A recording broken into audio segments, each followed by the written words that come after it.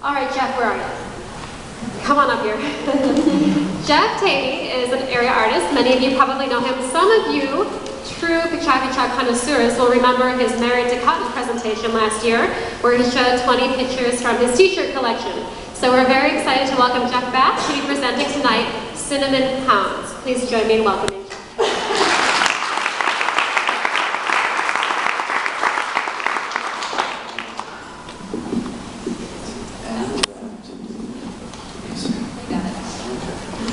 Okay, thanks, Melissa.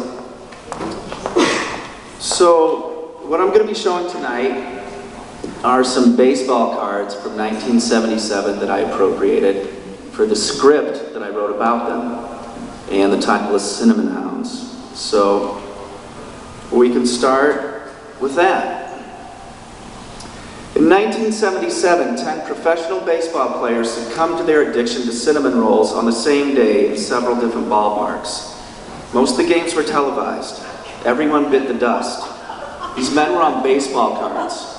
Everything should have been perfect. It was not. The sad look in their hollow eyes is no excuse for their shenanigans. They used sugar and butter like there was only hell to pay, and then they paid up. Hell made them.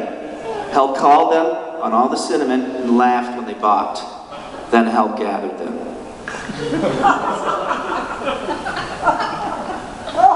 They met at a party after the All-Star game in '75, all 10 of them. Jim Snipe brought cinnamon rolls, and the rest wondered why they had not. They were all obsessed. They all found out that night. They started meeting after that. They traded baseball cards and cinnamon rolls. There were bake-offs. In 2 years' time, their dalliances had jeopardized their baseball careers, and they were all headed for the meltdown. The bake-offs, sick days, the lost weekends took their toll. The weight gain and constant distraction of their addiction usurped their professional lives. They all fell down on the diamond with sticky fingers and dirty faces. What could go wrong for Oros Delta? Everything? No one expected that. National League batting champion and resident wild man, recent World Series hero, cover of Sports Illustrated. All these chicks on his jock, and a cinnamon roll habit could kill a small town. Rufus Winger barely survived drugs and rock and roll and still made the White Sox. He would tour all winter, then check in at spring training. If Atlantic Records didn't sign him, at least he had the White Sox. A giant cinnamon roll watched, filled up the sky as this picture was taken. Infighting, rivalry, and perfection came to dominate their cult. They eventually wore each other thin and had scripted their own demise. Their cinnamon orgies and damaged souls unraveled in baseball stadiums and on TV. Each man was betrayed by his errors of judgment and character. 2 years after the All-Star game, they were all suffering the added gravity of their addiction. The butter, the sugar, the flour, the cinnamon, the frosting, the batter's box, the baseball glove, it all started to make less sense. They didn't see each other at All-Star games anymore. Were these cinnamon rolls still harmless? You can't handle harmless! They would scream at each other at the bake-offs, shards of rolls flying out of their mouths. Their balls in their mouths, the center of attention. A competition among cinnamon hounds, crafting the clouds the sought-after dust clung to. Their manhood and artistry was always on the line. Blood and cinnamon, that's what clogged the baseline. Butter and sugar too. Like a drug buffet they had to eat their way through to get to first base.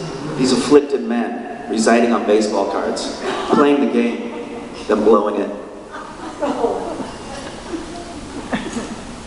Telly Oman hosted most of these events in his palatial sprawling kitchen and adjoining dining room. Everyone would get their cook on, and the neighbors suspected orgies. Telly's glasses cracked into a million little shapes the day the pitch hit him in the shoulder and the cinnamon hounds took their tumble.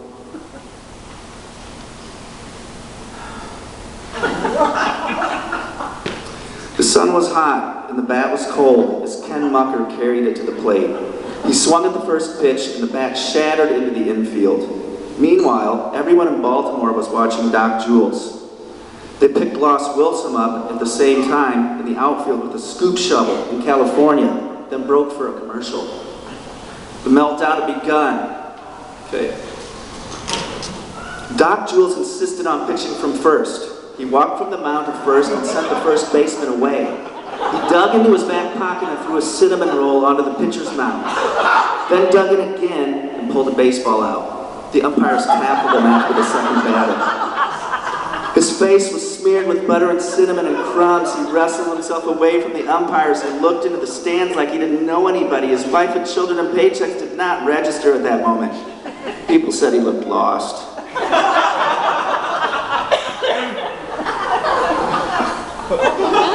Pete Vandecup wielded his addiction with all the ragged edges of a sugar high now crashing, screaming obscenities. He hit the ball like he was mad at it. He was always going up or coming down, winning or losing. He'd grown fangs for cinnamon rolls and was arrested in the dugout during the meltdown while biting into a baseball. Manny Tellall was interred at second base when the cinnamon rolls in his pants shook loose and rolled past him when he was thrown out attempting to steal the bag. They took him off the field in a golf cart, and the cameras kept cutting back to men in blazers and sunglasses, pushing his shoulder. Manny told them everything. Their cinnamon farce had tipped over and bled everywhere. They burned like trees in the same forest fire, like a bunch of goons busted at the same bank robbery, on the playing field, in their uniforms, hoping their mothers weren't watching. They were. Their mothers cried. Willie Anus was led out of the ballpen by some intimidating men. He talked about it the most because he felt the worst about it. He was on TV talking about it for a month after that. Talk shows and morning news tribe. He painted picture after picture while looking so sorry about the whole affair. He followed the pseudo-journalists wherever they led him. They would all live this down, but not on the ball field. The scandal had scalded them and no team would have them after that. Their cult, now disbanded, shuffled aimlessly, disconnected. Constellations spread across light years. Some went to AA meetings, some took up painting. Nobody really kicked it. In 1977, 10 men were handed their asses because of cinnamon rolls. They thought they were in control. They thought everything would be just fine. It was not. Thank you for listening to this terrible story.